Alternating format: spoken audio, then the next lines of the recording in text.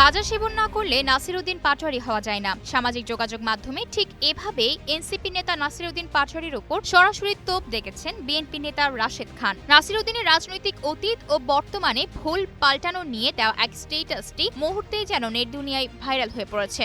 রাশেদ খান দাবি করেছেন, নাসিরউদ্দিন পাটোয়ারি এখন যে পরিমাণ নিকোটিন গ্রহণ করেছেন এবং এর প্রতিক্রিয়ায় যে আবল তাবল বকছেন, তার জন্য অবিলম্বে তার ডোপ টেস্ট ও উন্নত চিকিৎসা প্রয়োজন।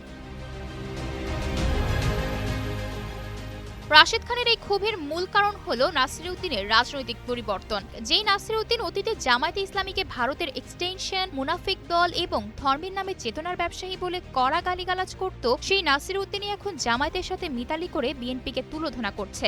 একসময় নাসিরউদ্দিন বলতেন, জামায়াতের রাষ্ট্র ক্ষমতায় যাওয়ার প্রশ্নই আসে না এবং তাদের রাজনৈতিক দর্শন বাংলাদেশের স্বাধীনতা ও জাতীয় চেতনার পরিপন্থী। অথচ আজ নিজের রূপ বদলে তিনি জামায়াতপন্থী সেজে বসেছেন। রাশেদ খান প্রশ্ন তুলেছেন, একটি দল সম্পর্কে এত ভয়াবহ সব মন্তব্য করার পর আবার সেই দলের থেকে আসন নিয়ে নির্বাচন করার চিন্তা একমাত্র নেশাগ্রস্ত থাকলেই সম্ভব।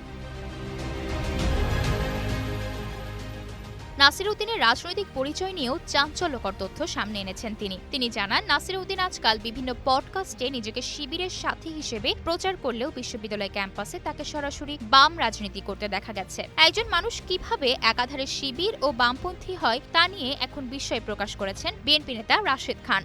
তার মতে, নাসিরউদ্দিন এখন এনসিপিতে থাকলেও যে কোনো সময় জামায়াতে যোগ দিয়ে খোদ এনসিপিকেও জাতির সাথে গাদ্দারি করা দল বলতে দ্বিধা করবেন না। জামায়াতে ইসলামীকেও খোঁচা দিয়ে তিনি বলেন, যারা তাদের অস্তিত্ব নিয়ে প্রশ্ন তুলেছে সেই নাসিরউদ্দিনকেই আজ তারা মাথায় তুলে নাচছে। এই স্ট্যাটাস প্রকাশের পর থেকেই যেন রাজনৈতিক অঙ্গনে বইছে এক বিতর্কের ঝড়। আয়েশা অর্থী, নিউজ ডেস্ক, গ্লোবাল টেলিভিশন।